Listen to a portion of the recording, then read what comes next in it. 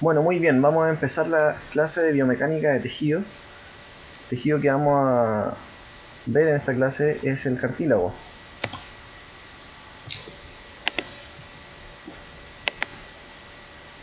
Bueno, una imagen pequeña recordando a algunos profesores que nos pueden ayudar en las áreas de análisis de movimiento. Tenemos al profesor Roger Enoka, que es autor del libro Neuromecánica del Movimiento Humano, y el profesor James Richard, que tiene su libro Biomechanics, Clinic and Research, y obviamente el profesor Guzmán, uno de los importantes expositores a nivel nacional del estudio biomecánico. Bueno, para partir hablando de articulaciones y relacionar estos conceptos con el cartílago articular, primero hay que hablar del sistema articular. ¿Ya? El sistema articular es un conjunto de elementos que permiten que dos huesos o más puedan tener movimiento entre sí. Obviamente esa es su razón fundamental, el movimiento.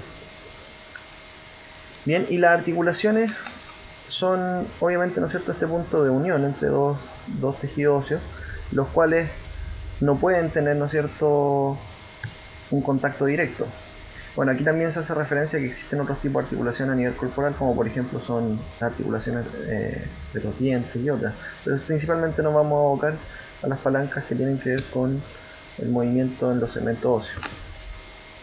Bueno, todas estas estructuras tienen una gran cantidad de anexos que van a permitir que fisiológicamente trabajen de forma adecuada.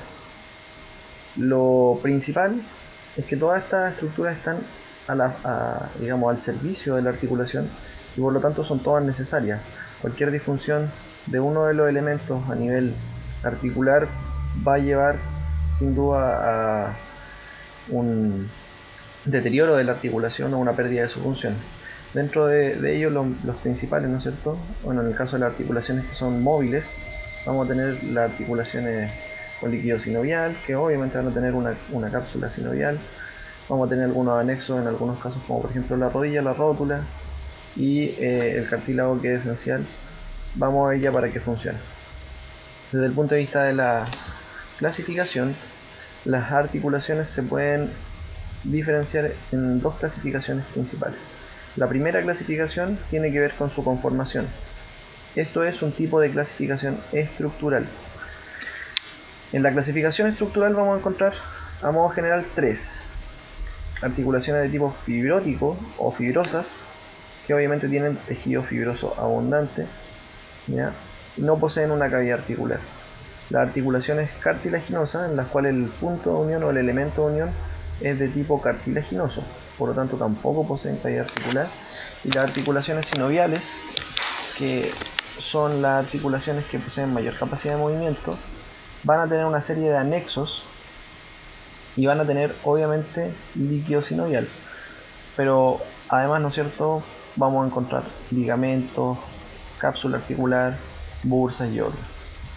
Y desde el punto de vista de la función, por lo tanto esta es una clasificación de tipo funcional, se van a clasificar en sinartrosis o inmóviles, anfiartrosis con movimiento limitado o diartrosis, que son articulaciones que tienen una diversidad de movimiento y por lo general van a tener un gran abanico, ¿no es cierto?, de grados de libertad, 1, 2 o 3, que vamos a ver eso un poquito más adelante.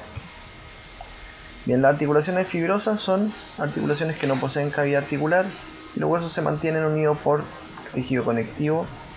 Se dice, ¿no es cierto?, que no tiene movilidad. Desde el punto de vista anatómico podemos encontrar las suturas, que son articulaciones clásicas, ¿no es cierto?, de los huesos craneales, huesos planos, ¿ya? Estos tienen bordes irregulares y que se entrelazan. Se incluyen también las sinustosis o las articulaciones de fusión. Las sindesmosis son articulaciones de tejido conectivo fibroso. Por ejemplo, en el caso de la articulación tibio-peroneo distal o la articulación radiocubital, ¿no es cierto?, entre los huesos del radio y el cúbito, o entre la tibia y el peroneo, se encuentra una membrana, ¿no es cierto?, de tejido conectivo óseo que se denomina sindesmosis igualmente. Y estas articulaciones son funcionalmente anfiartrosis, quiere decir que tienen cierto grado de movilidad, ¿ya? Las gonfosis son las articulaciones de los dientes. como kinesiólogos no nos vamos a abocar demasiado a este tema.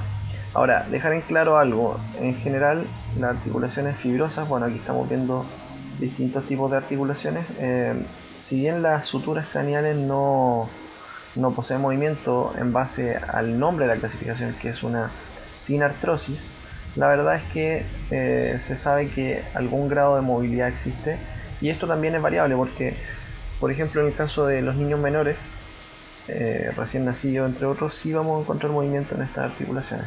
Obviamente van presentando cambios estructurales con el tiempo y esto va limitando su movilidad.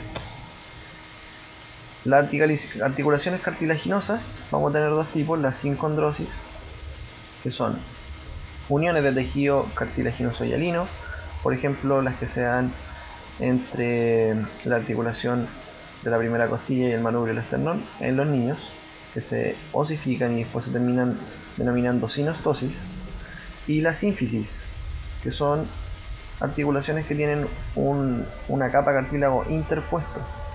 Este cartílago es un cartílago hialino y por lo general también fibrocartilaginoso.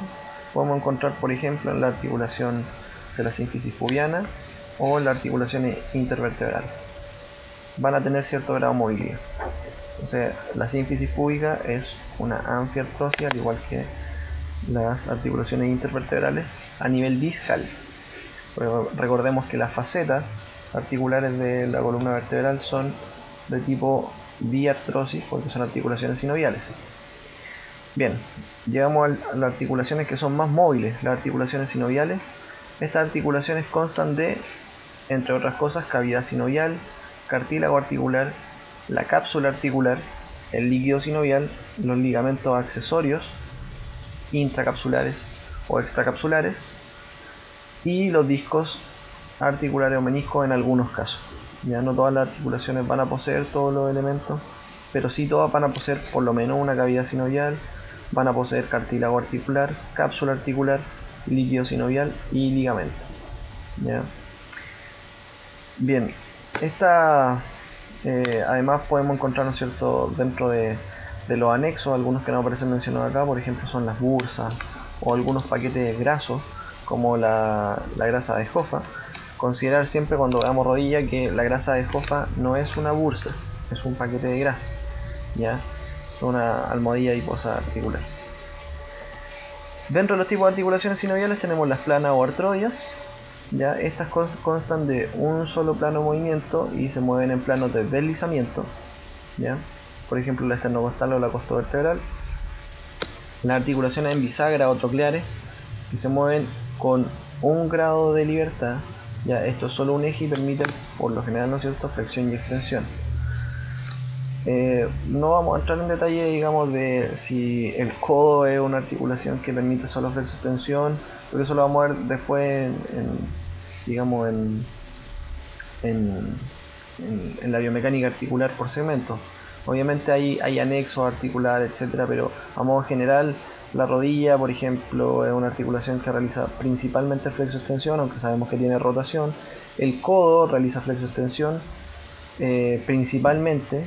Se denomina una articulación troclear, pero la articulación troclear del codo es la húmero cubital. Por eso hay algunas salvedades.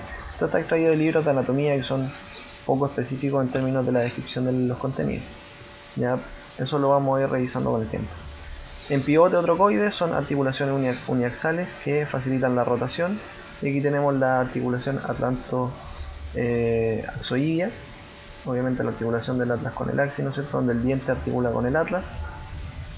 Tenemos articulaciones como la articulación en silla montar, también aparecen mencionadas como articulaciones de encaje recíproco, que son articulaciones biaxiales con caras cóncavo y convexa. Ya estas tienen dos grados de libertad, como por ejemplo la carpometacarpiana del pulgar, que permite los movimientos de oposición. Y las articulaciones esféricas o en artrosis, estas son multiaxiales, poseen 3 grados de libertad, por lo tanto son las más móviles, son de tipo esférica, ¿ya? Y vamos a encontrar en ellas, por ejemplo, la articulación glenumeral y la articulación femoroacetabular, ¿ya?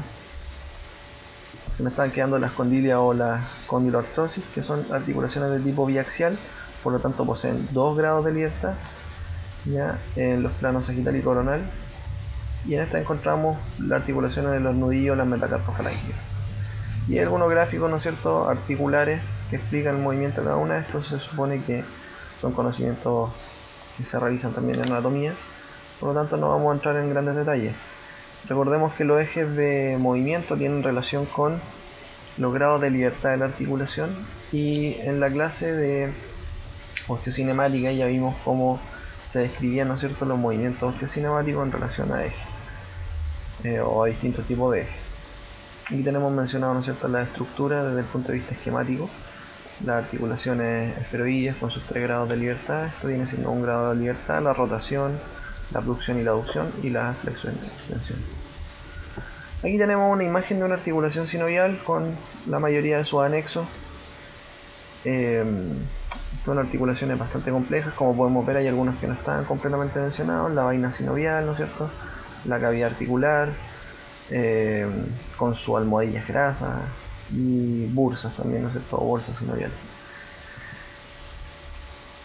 Ven lo mismo, no vamos a ahondar en grandes detalles respecto a eso.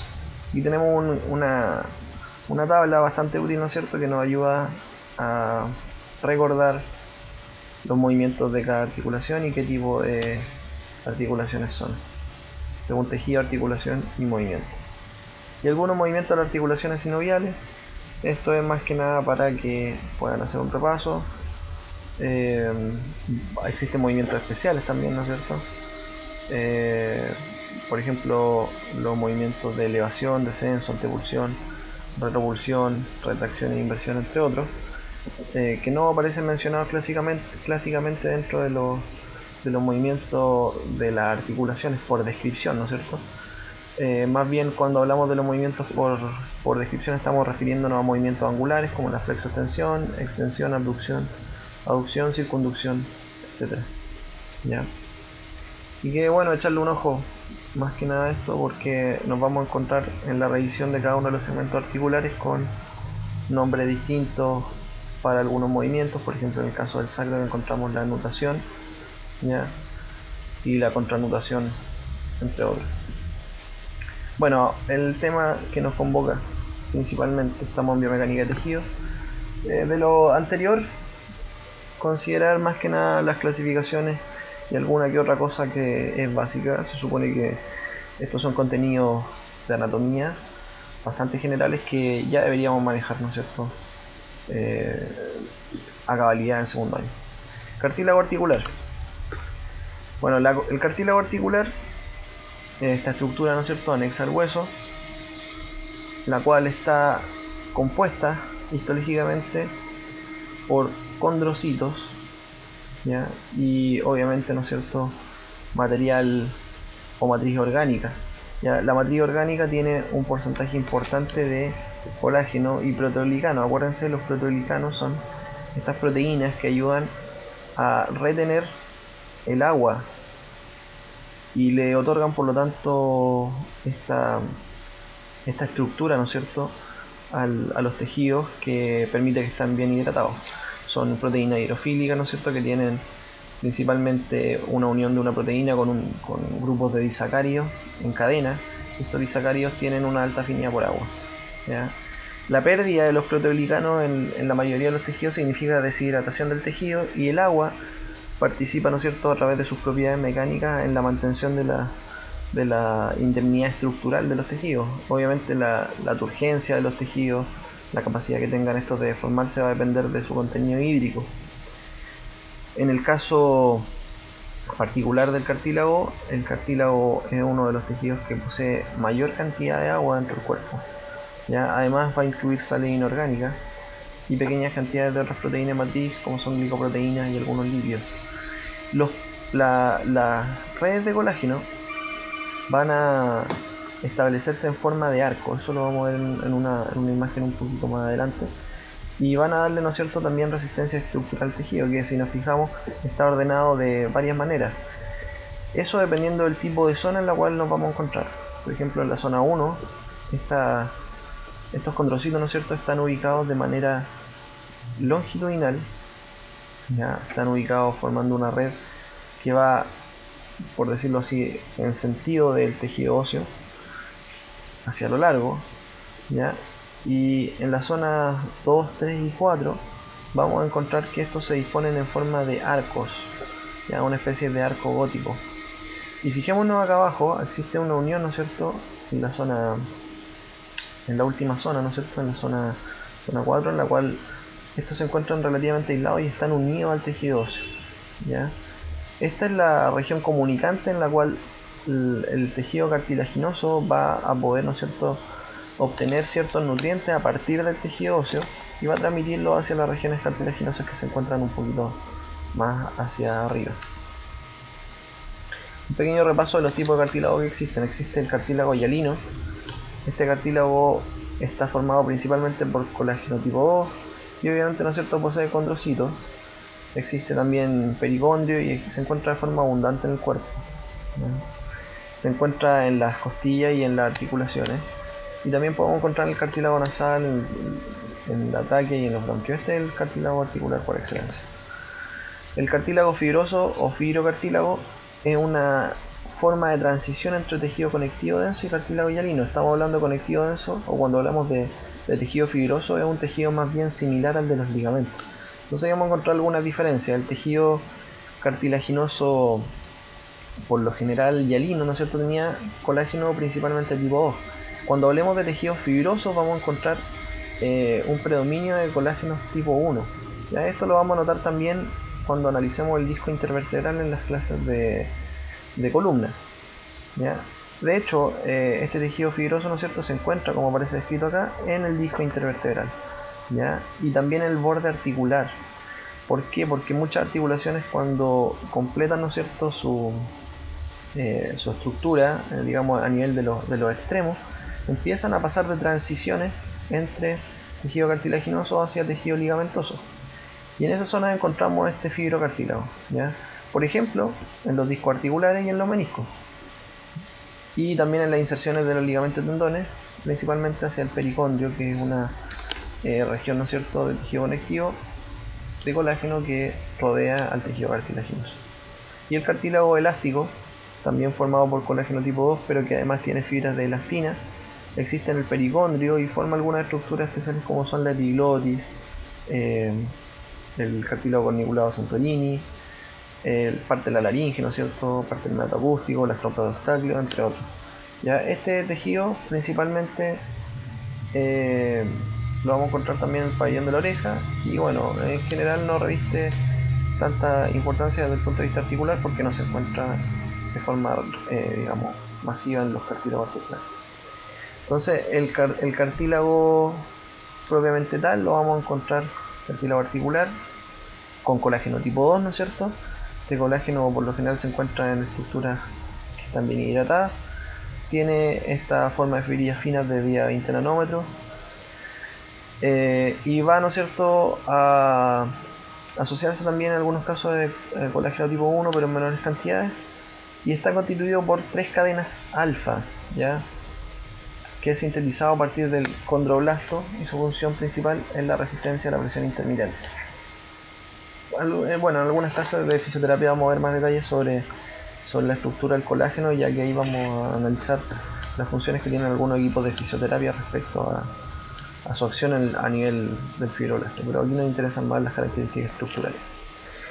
El cartílago en las articulaciones móviles va a tener como función, y esto es muy importante, incrementar el área de distribución de carga. Esto reduce la solicitación y, por sobre todo, ¿no es cierto?, reduce digamos, la fricción de los tejidos entre un segmento óseo y otro. Por lo tanto, lo que va a proporcionar es una superficie de soporte de carga lisa y sobre todo resistente al desgaste. ¿Qué pasaría si no tuviéramos cartílago? Los segmentos óseos entrarían en contacto unos con otros y el roce a la larga generaría un desgaste del tejido óseo y debido, ¿no es cierto?, a que estos tienen altos niveles de fricción, el tejido probablemente se inflamaría, y es más o menos lo que ocurre en un paciente con artrosis.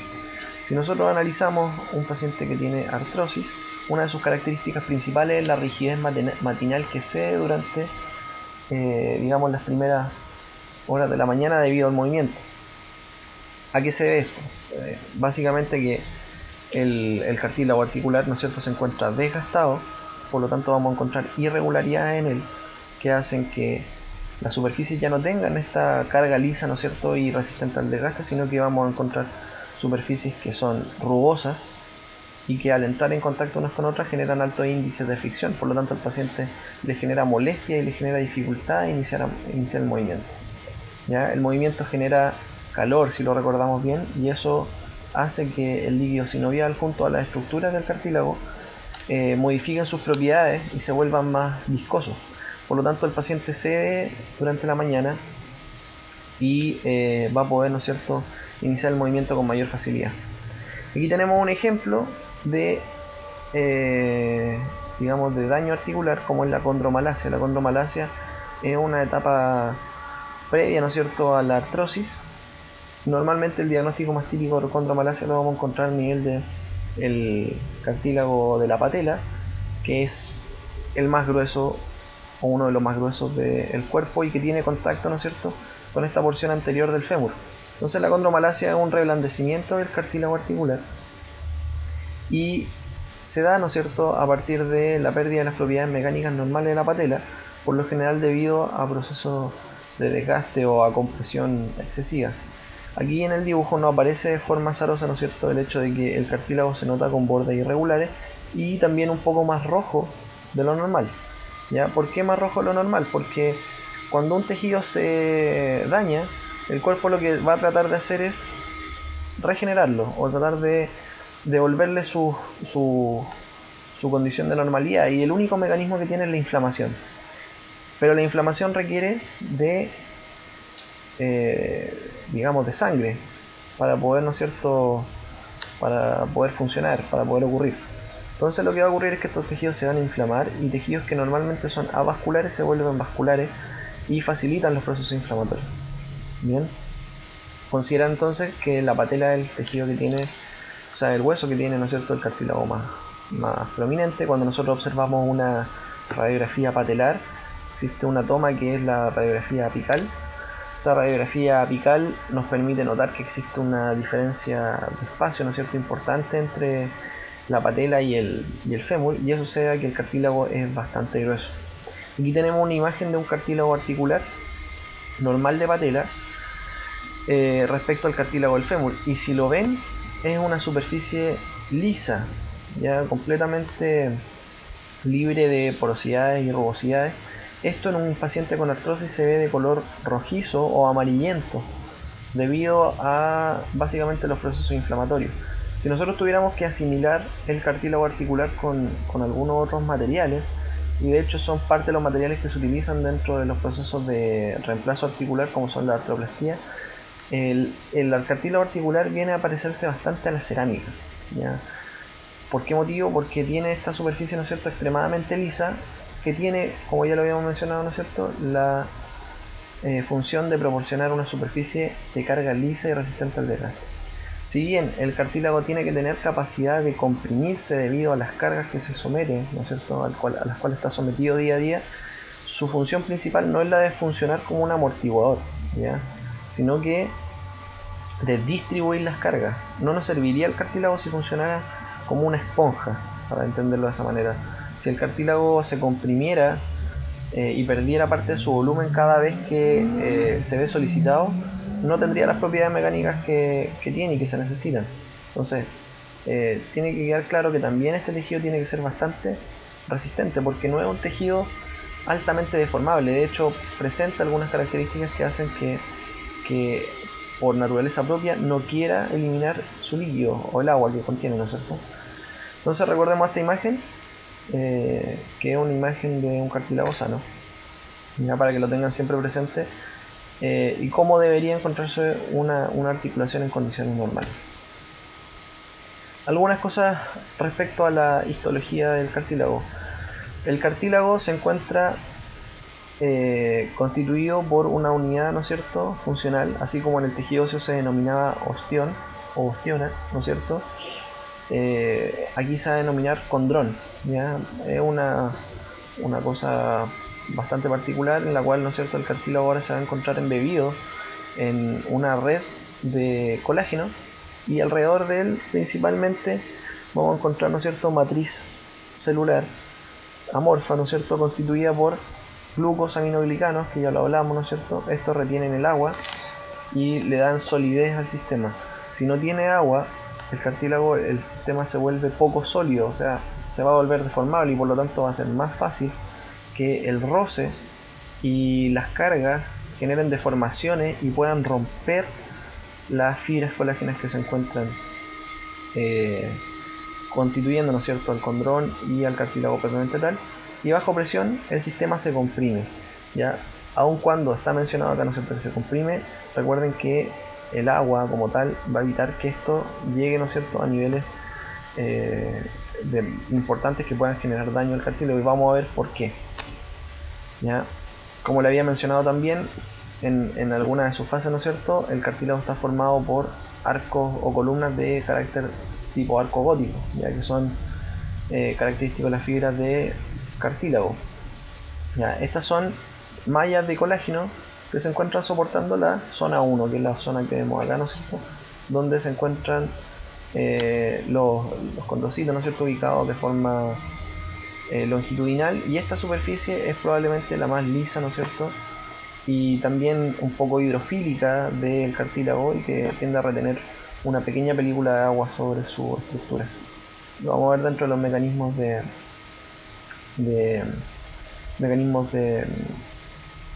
retención de líquido que aparece más adelante, donde está el hidrostático, ¿ya? Si se perforara con una aguja cilíndrica, quiere decir redonda, ¿ya?, el cartílago fresco, se va a observar que este orificio, se agranda y adquiere un aspecto alargado siguiendo la dirección de las tensiones del cartílago. Esto es un comportamiento de tipo anisotrópico, quiere decir, ¿no es cierto?, que es dependiente de las fuerzas. Ahora, está mencionado aquí que la perforación es cilíndrica, ¿ya?, pero con el tiempo, ¿no es cierto?, vamos a notar que estos orificios se alargan. Esto quiere decir que el cartílago tiene cierta capacidad de remodelación y adaptación a las cargas que lo van a solicitar, ¿ya? Por lo tanto, el tejido cartilaginoso no es un tejido, digamos, inerte, por decir así, y que no sufra modificaciones o reemplazos, ¿ya? Si bien como tal la patología de la artrosis, que es un proceso degenerativo, se dice que es irreversible, la verdad es que el tejido cartilaginoso tiene cierta capacidad, ¿no es cierto?, de regenerar y adaptar. Ahora, el elemento importante es que si recordamos la estructura del cartílago, obviamente si sufriera un daño importante, ¿no es cierto?, sobre todo en sus regiones más inferiores, donde se encuentran las placas 4, o sea, la zona 4, o cualquier otra zona que se pierda de forma completa, vamos a perder un grupo importante de células. Lo que va a hacer definitivamente es evitar que el cartílago se pueda adaptar a las cargas, y eso ocurre como un proceso degenerativo, y también, ¿no es cierto?, mediado por la fuerza excesiva que puede sufrir la articulación y que tienen que ver con la estabilidad articular. Entonces, dentro de los mecanismos que tiene la articulación para poder disipar estas cargas, distribuyéndolas, recuerden bien, no es precisamente el concepto de amortiguación la función del cartílago, sino que el concepto de distribución y de disminución de roce, ¿ya? Estas cargas van a tener relación con la densidad del cartílago. ¿Qué quiere decir eso? En las zonas donde la articulación tiene mayor carga, el cartílago va a ser más denso, o por lo tanto va a tener mayor espesor, y donde exista menos carga, el cartílago va a ser simplemente más delgado. Y en algunos casos, a nivel articular, esta zona, ¿no es cierto?, en la cual el cartílago es más delgado, se van a ver, ¿no es cierto?, ayudadas por otras estructuras, como pueden ser, por ejemplo, en el caso de la rodilla, los meniscos. Si recordamos los platillos articulares, los platillos, ¿no es cierto?, tibiales, ¿ya? Dentro de los platillos tibiales, el platillo externo es convexo. Entonces uno dice, pero ¿cómo vamos a tener una superficie cóncava como es el cóndilo femoral respecto a una superficie relativamente convexa como es el platillo tibial externo? Y la verdad es que con cartílago, esa estructura que es relativamente convexa del platillo articular, que sería una superficie convexa sobre otra convexa, se vuelve relativamente cóncava, o más bien congruente, y eso es gracias a el cartílago, que es más denso en las zonas en las cuales va a tener ¿no es cierto?, mayor compresión, y al menisco, que complementa la superficie articular. Si recordamos cómo son las fibras de colágeno son largas, ¿no es cierto?, están formadas por estas triple hélices alfa y tienen ciertas propiedades mecánicas.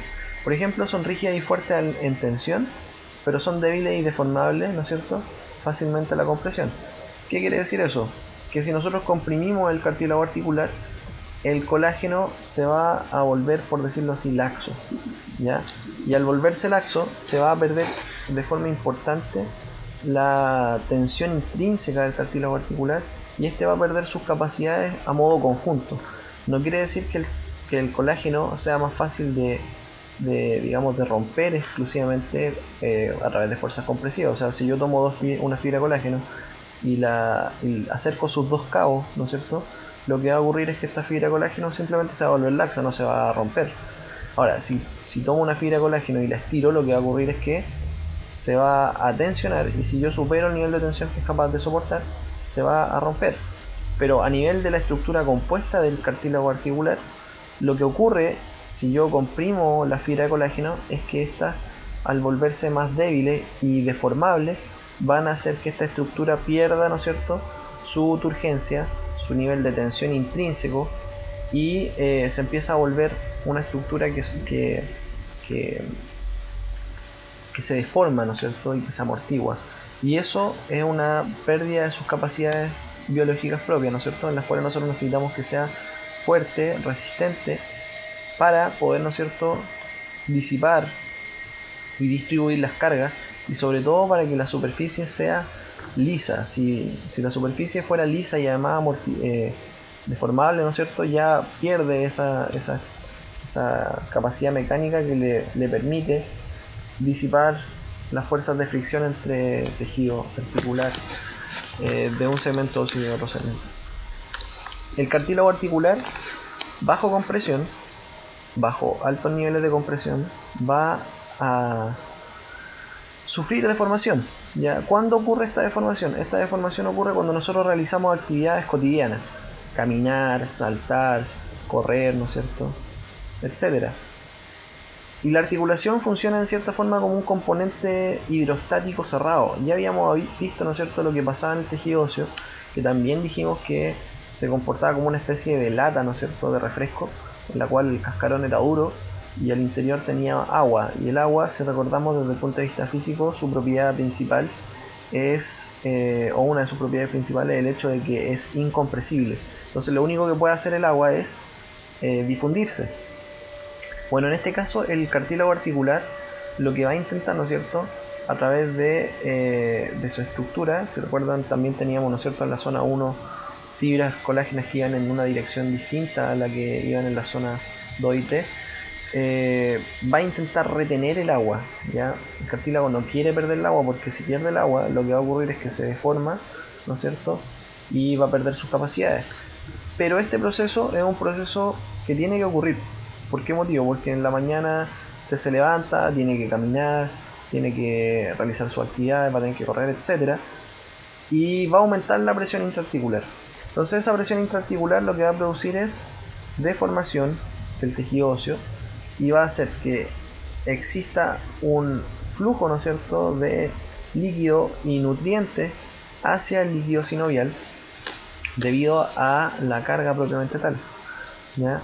¿Cuándo va a cesar este flujo? Cuando las cargas hidrostáticas se equiparen, quiere decir cuando la presión intraarticular del líquido sinovial sea igual, ¿no es cierto?, a la del cartílago.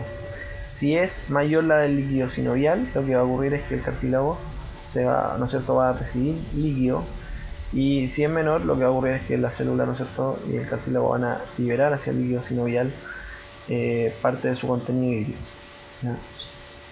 Este sistema, ¿no es cierto?, en el cual el cartílago entrega y recibe agua y solutos a partir del líquido sinovial, es un proceso que no aparece mencionado en la diapositiva, pero que es extremadamente importante que lo reconozcan. Se denomina indivisión, ¿ya? Vamos a sostener entonces que parte de los mecanismos de nutrición del cartílago articular son la imbibición, que ocurre debido a los procesos de carga y descarga, ¿no es cierto?, del cartílago, que hacen que exista un flujo de líquido sinovial y soluto entre el cartílago y la articulación propiamente tal.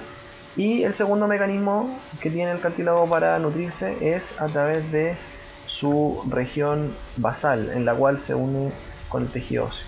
Entonces los estratos más inferiores, cercanos a la zona 4, van a, por difusión simple, otorgar cierto grado de nutrición al cartílago articular, y el resto de la estructura, ¿no es cierto?, se va a nutrir por este proceso de imbibición, en el cual el cartílago libera líquido y absorbe líquido a partir de las fuerzas compresivas.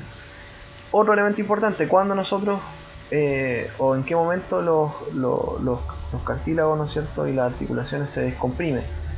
Principalmente cuando descansamos, o sea, cuando no están sometidos a carga, lo que va a ocurrir es que el cartílago debería recuperar su volumen y sus propiedades. Si lo recuerdan bien, ¿no es cierto?, tiene esa estructura de arco gótico. Entonces el arco gótico, por decirlo así, tiene que volver a reestructurarse a partir de los momentos en los cuales se encuentra sin carga. Por eso es importante descansar, ¿ya? Durante la noche ocurre, ¿no es cierto?, este proceso de descarga, y tanto los cartílagos articulares como, por ejemplo, los discos intervertebrales se van a repletar, ¿no es cierto?, de líquido, debido a que no se encuentran en una situación compresiva, y eso hace que en algunos casos pueda ocurrir, ¿no es cierto?, que si tomamos la estatura de una persona en las mañanas sea mayor que si le tomamos la estatura en la tarde, ¿ya? Básicamente debido a estos procesos de nutrición entre el cartílago y los discos intervertebrales en la columna, que obviamente tienen relación de forma importante con nuestra estatura. Bajo cargas tensiles, ¿qué es lo que ocurre? Esto es bien mencionado, ¿no es cierto?, lo que le pasa al cartílago cuando se comprime, ¿ya? Esto es una carga tensil en la cual vemos el comportamiento de las fibras colágenas. Recordemos que las fibras colágenas no se van a ubicar, ¿no es cierto?, de forma clásica, ¿no es cierto?, en el tejido cartilaginoso, sino que se van a encontrar distribuidas en formas diagonales y van a producir estos arcos góticos entre otros tejidos. Lo importante es que manteniendo la estructura debería observarse más o menos esta forma, una forma cuadrilátera de un segmento de cartílago, ¿ya?, en la cual tenemos las fibras colágenas ubicadas por lo general en disposiciones diagonales, ¿ya? Y los proteoglicanos, que son estas proteínas, ¿no es cierto?, que acumulan agua, que se encuentran entre ellos formando redes. Si nosotros tomamos una fibra de colágeno como ejemplo de lo que estamos viendo acá, como efecto de la compresión, si suponemos que la compresión viene de arriba hacia abajo, lo que va a ocurrir es que el tejido se va a alargar hacia los lados. Entonces esta fuerza compresiva va a terminar convirtiéndose en una carga de carácter tensil. ¿Pero para quién? Para las fibras colágenas, ¿ya? Entonces aquí aparece mencionado como si aplicamos una carga tensil. Bueno, puede ser aplicado como carga tensil, o sea, yo tomo el cartílago y lo tiro de los lados, ¿ya? O si lo comprimiera también, ¿no es cierto?, ocurría lo mismo. Las fuerzas de compresión harían que este tejido se alargue, y eso convertiría parte de la fuerza compresiva en estrés tensil, ¿ya? Entonces, si nosotros alargamos esas fibras colágenas que se encuentran ubicadas en diagonales, nos vamos a dar cuenta que en esta distribución ellas no se encuentran tensionadas, o sea, están relajadas. Aquí podemos ver que están en una estructura curva, pero a través de estos estrés tensil lo que va a ocurrir es que se van a tensar, y se tensan desde ambos lados, quiere decir las fibras que van de aquí hasta acá y las que van de este extremo hasta este extremo. Entonces podemos decir que las fuerzas en cierta forma se equiparan y el colágeno está haciendo lo que debe hacer, que es soportar fuerza en estrés tensil. Sin embargo, si nosotros sometemos a cizalla a un tejido, ¿ya?, la cizalla lo que va a tender a hacer es generar cierto grado de deformación del tejido en un sentido. Entonces, si nosotros analizamos ahora las fibras colágenas en su intermedio, vamos a darnos cuenta que si deformamos un fragmento de tejido cartilaginoso en sentido de una especie de romboide, ¿ya?, en la cual se le está aplicando una fuerza de cizalla, las fibras cartilaginosas se van a desplazar hacia lateral y van a tensionar solamente una de las redes de colágeno que se encuentra ubicado de forma diagonal, como lo vemos acá, ¿ya? Esta fibra colágena que está ubicada en dirección diagonal, ¿no es cierto?, se va a tensionar, pero la que es, digamos, la que se encuentra en el sentido opuesto, que va de este extremo a este extremo, se va a relajar. Por lo tanto, la cizalla va a ser una fuerza tremendamente dañina para el cartílago articular, ya que por medio de este tipo de deformación, el cartílago solamente va a poder, ¿no es cierto?, contrarrestar esta fuerza a partir de un porcentaje de su fibra de colágeno. ¿Ya? Aquí estamos tensionando una fibra de colágeno como ejemplo, ¿ya? Siendo que en el caso anterior se tensionan todas las que van, ¿no es cierto?, en direcciones diagonales. Por lo tanto, esta fuerza es mucho más dañina. Quiere decir eso, que si se aplicara una cizalla pura, es muy probable que esta venza, ¿no es cierto?, a la fibra colágena por efecto de la fuerza provocada, ¿ya? Por otra parte, estas se van a mantener indemnes, pero obviamente un colágeno, o sea, una estructura, ¿no es cierto?, que tiene la mitad de sus fibras porque la otra parte de ella se desgarró, no nos va a servir estructuralmente de buena manera, y esto, como proceso repetitivo con el tiempo, va a transformarse, ¿no es cierto?, en el inicio del daño del tejido cartilaginoso articular, ¿ya? Y recordemos que no se producen cambios volumétricos a partir de la cizalla, por lo tanto esto es más dañino. Este mismo ejemplo es importante que lo tomen en consideración, porque la estructura del disco intervertebral, cuando veamos columnas, se comporta exactamente igual. Entonces, si lo analizamos más adelante y recuerdan esta parte, no voy a tener que explicar tanto, ¿no es cierto?, a qué se debía el daño de los discos intervertebrales, aunque tiene un poco de complejidad extra, porque ahí analizamos el caso de las hernias, principalmente hernias discales. Bueno, entonces teóricamente son las cargas en cizalla las que van a ser el origen primario de una artrosis, porque las fuerzas compresivas como tal son mejor toleradas. Importante sí notar algunas cosas. Una carga compresiva mantenida por tiempos demasiado prolongados, ¿qué va a hacer? Va a ser, ¿no es cierto?, que, según lo que vimos acá, el cartílago no pueda haber favorecido su proceso de nutrición. Por ese motivo es que, ¿no es cierto?, teóricamente sabemos que algunos pacientes que se encuentran en tiempos de prolongados, ¿no es cierto?, de carga, también van a sufrir procesos artrósicos. Por ejemplo, pacientes que se encuentran en cama, inconscientes, en coma, etcétera, sufren también artrosis. Y esto podría deberse en parte, teóricamente, ¿no es cierto?, a que el tejido cartilaginoso no sufre una nutrición adecuada debido a que no hay carga y no hay, ¿no es cierto?, este intercambio de líquidos, que ya sabemos se llama imbibición. Por otro lado, las cargas compresivas en exceso también pueden, ¿no es cierto?, desgarrar un segmento u otro del cartílago, así que también es importante considerar.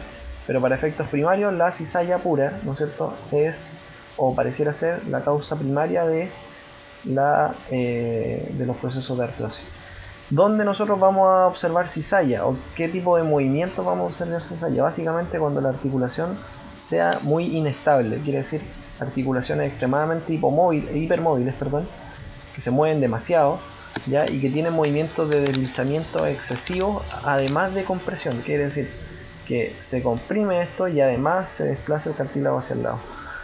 Una rodilla inestable, una cadera inestable, un tobillo inestable, ¿no es cierto? Vamos a encontrar en esos casos, y casos en los cuales existe cambio de la conformación articular, que ocurren procesos de artrosis acelerada, ¿ya?, o anticipada. ¿Cómo se lubrica el cartílago?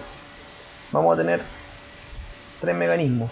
El primero es una lubricación en película y fluido, la cual se divide en hidrodinámica y en película prensa, y la lubricación en barrera.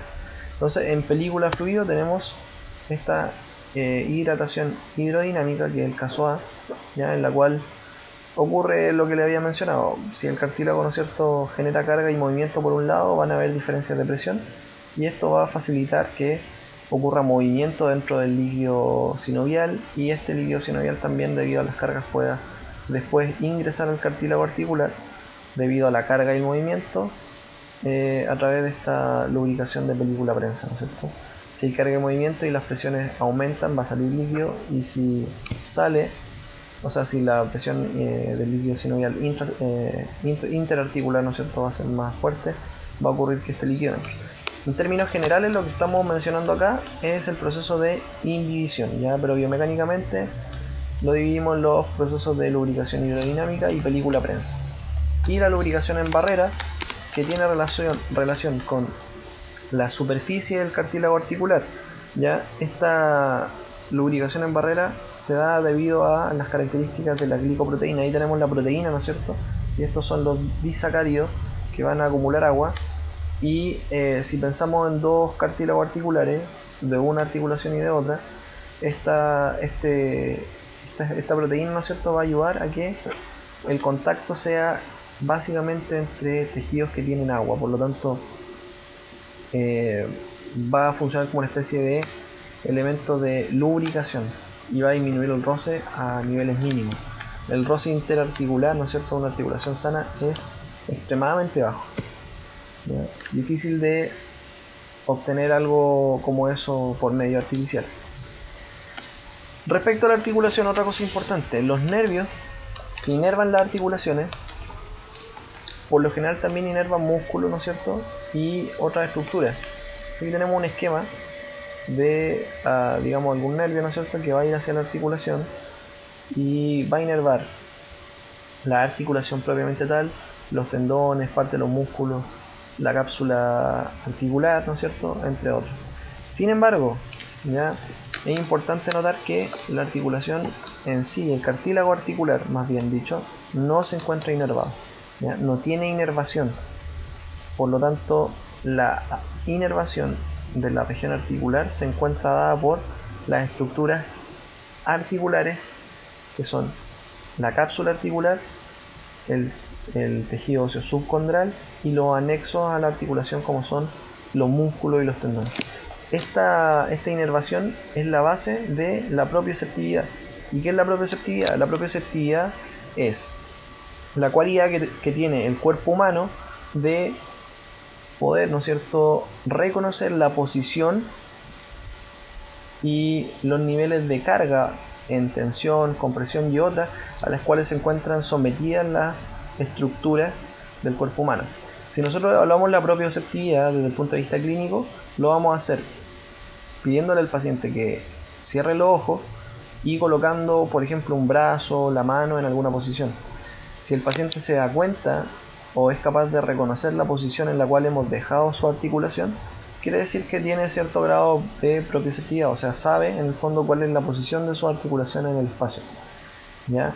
Y debería también, ¿no es cierto?, sentirlo por medio de las tensiones de los ligamentos y de las cápsulas, que actúan como transductores de las fuerzas de tracción que van a realizar los músculos y la articulación a nivel, ¿no es cierto?, del sistema. Entonces es importante siempre, ¿no es cierto?, que las articulaciones se encuentren sanas, porque en el fondo esto es un feedback, quiere decir un sistema de retroalimentación que le dice a nuestro cuerpo dónde está cada uno de sus elementos en el espacio, y requiere estar en la mejor condición posible. Es uno de los focos del tratamiento kinésico, ¿ya?, y sobre todo lo que tiene que ver con las terapias articulares. Como le había dicho, el cartílago articular, ¿no es cierto?, no posee vasos sanguíneos, no posee tampoco vasos linfáticos y tampoco posee terminaciones nerviosas. Por lo tanto, no está inervado, no está irrigado, es un tejido avascular, ¿ya? A modo general en el cuerpo, la mayoría de los tejidos que son más blanquecinos, ¿ya?, ligamentos, cartílago, etcétera, son relativamente avasculares, y el cartílago es uno de los más avasculares. Cuando nosotros pensemos que puede existir, ¿no es cierto?, un proceso inflamatorio articular o un proceso inflamatorio en tejidos que regularmente son avasculares, se va a deber a que por medio de neovascularización, quiere decir de formación de capilares sanguíneos, el sistema vascular logró llegar a la zona, pero esto no ocurre si no es por medios patológicos. O sea, si yo tengo un cartílago que está dañado, que está inflamado, el sistema circulatorio va a buscar la forma de llegar hasta ese cartílago que normalmente debería ser avascular. Y eso es completamente patológico, ¿ya? Se da obviamente en condiciones bastante típicas como son, por ejemplo, un E15. Si un E15 ocurre, se va a tener que irrigar el ligamento. Si una articulación se daña, el cartílago articular va a tener que ¿no es cierto?, llegar al sistema vascular e inflamar la zona, ¿ya? Pero como les digo, eso en condiciones ideales no debería ocurrir. Entonces el cartílago como tal no tiene terminaciones nerviosas, por lo tanto no nos debería generar dolor. O sea, si yo camino y genera mucha compresión sobre mis articulaciones, no me debería doler porque esté comprimiendo el cartílago. Podría ser quizás que el hueso subcondral me aporte o me entregue cierto grado de información, porque este hueso subcondral tiene un pequeño grado de inervación, o podría tenerlo, ¿no es cierto? Pero el cartílago no me entrega información a partir de ese tipo de presión. ¿Qué me va a entregar la información? Cuando me duele la articulación propiamente tal, o cuando está muy comprimida, principalmente la cápsula articular. Ya, eso es importante que lo noten, porque la cápsula articular tiene importantes receptores, dentro de los cuales están los corpúsculos de Pacini, Ruffini y las terminales nerviosas libres, que esos son los que me informan de dolor articular, pero el cartílago como tal no me entrega información de dolor porque no está inervado y tampoco está irrigado, ¿ya? Y recordemos que el tejido óseo tampoco lo estaba, no así, ¿no es cierto?, su membrana externa, que era el periósteo, ¿ya? El periósteo sí estaba inervado. Y en base a eso, ¿no es cierto?, que no tiene irrigación, los vasos sanguíneos que van a nutrir el tejido cartilaginoso lo van a hacer a partir de la subcondral, ¿ya? Y también del líquido sinovial. En la líquido sinovial, ¿no es cierto?, encontramos el proceso de inhibición, y a nivel del tejido subcondral vamos a encontrar, ¿no es cierto?, también un poco de nutrición que es aportada por el tejido óseo. Y es básicamente a partir de una difusión. La permeabilidad del cartílago es baja. ¿Qué quiere decir eso? Que presenta resistencia a dejar pasar fluido a través de él. Por lo tanto, la asimilación del cartílago articular a una esponja es una asimilación equivocada. ¿Qué quiere decir eso? El cartílago no se comporta como esponja, ya lo había mencionado anteriormente. No quiere dejar salir líquido y tampoco quiere dejar entrar. Por lo tanto, la única forma en la que el líquido puede entrar y salir del cartílago es por incrementos de presión, ¿ya?, y de deformación. Pero si el cartílago fuera permeable, sería muy deformable y no nos serviría para poder, ¿no es cierto?, generar esta superficie libre de fricción que necesita el contacto entre un segmento óseo y otro. Esto es un mecanismo de autoprotección, porque si se queda sin líquido, ¿no es cierto?, obviamente se va a alterar el trofismo del tejido y se va a alterar también la nutrición y la lubricación, y sobre todo la transmisión de carga. Entonces un cartílago que se encuentra deshidratado es un cartílago que potencialmente puede sufrir daño más fácilmente. ¿Qué es lo que daña el cartílago? El daño del cartílago puede ocurrir básicamente por dos mecanismos, aunque existen mecanismos intermedios, ¿ya? El primero es que se le entregue una carga muy elevada al cartílago, y esto puede ocurrir, ¿no es cierto?, a muy bajas repeticiones. Y el segundo, que es probablemente una de las formas típicas, es que ocurra una gran cantidad de repeticiones con una carga muy baja, que es normalmente a lo que está sometido el cartílago, ¿no es cierto?, caminar, correr, etc. ¿Ya? Cuando ocurra una lesión por carga muy elevada y una baja repetición, nos vamos a encontrar con una fractura cartilaginosa, ¿ya? Y cuando ocurran a alto nivel de repeticiones pero con baja carga, por lo general vamos a encontrarnos con procesos degenerativos articulares que son a más largo plazo. Y obviamente, si nosotros nos encontramos en el punto intermedio, lo que va a pasar es que también se daña el cartílago, quiere decir a cargas medias y medias repeticiones, ¿ya? Por ejemplo, deportistas o personas que les gusta hacer running y otros, ¿ya? O sea, los runners tienen alta tasa de artrosis de rodillas, sobre todo. Bien, si se carga de forma constante y en un tiempo prolongado, ¿no es cierto?, se va a deformar progresivamente, y esto va a hacer que el líquido salga, ¿ya? Eso es parte del comportamiento viscoelástico. Y este comportamiento viscoelástico tiene relación también con que el tejido cartilaginoso vuelva a recuperar su forma original con el tiempo. Y esa es una de las definiciones de comportamiento viscoelástico. Acuérdense que el comportamiento viscoelástico tiene relación básicamente con dos cosas. Primero, que la curva estrés de formación se comporta distinto a distintas velocidades, y segundo, que los tejidos, a partir de del hecho de limitar las cargas, ¿no es cierto?, van a recuperar con el tiempo su forma original, o deberían recuperar la forma original. Y tiene también, ¿no es cierto?, cierta capacidad de deformarse limitadamente, que le da cierto grado de comportamiento elástico. Como le dije, eso no es 100% así, porque obviamente va a perder propiedades si se comportara como una esponja, ¿ya? Pero el hecho de que sea elástico, más que como una esponja, lo que nos está diciendo es que el tejido se puede deformar, pero después va a tender a volver a su forma original. Eso es ser elástico, ¿ya? Lo otro es ser plástico. Dentro de las propiedades biomecánicas encontramos material multifásico, tiene una fase sólida, ya constituida por matriz colágena y proteoglicanos, la fase fluida, que está líquida, está llena, ¿no es cierto?, o está compuesta por líquido, que es aproximadamente 75% del peso, y los iones, ¿ya? Y algunas propiedades intrínsecas de la matriz, ¿no es cierto?, la poro-viscoelasticidad, el comportamiento anisotrópico, la resistencia a la compresión sin romperse. Esto se denomina resiliencia, ¿ya? Esto está dado principalmente por los proteoglicanos, que van a retener agua, ¿ya? La resistencia estructural, que tiene que ver con el colágeno, quiere decir que si se deforma, ¿no es cierto?, va a tender a volver a su forma original, que también es parte del componente viscoelástico, ¿no es cierto? Y la característica de ser un sistema presurizado. ¿Por qué? Porque presentaba resistencia al paso del líquido, ¿ya? No quería, recuerden bien, no quiere el cartílago dejar que el agua pase a través de él o que se pierda agua. Y ahí esto está dado debido principalmente a su capa superficial, que era longitudinal, si lo recuerdan bien, ¿ya? Si pierde, ¿no es cierto?, su longitud, se va a hacer más, su capa longitudinal se va a hacer mucho más deformable.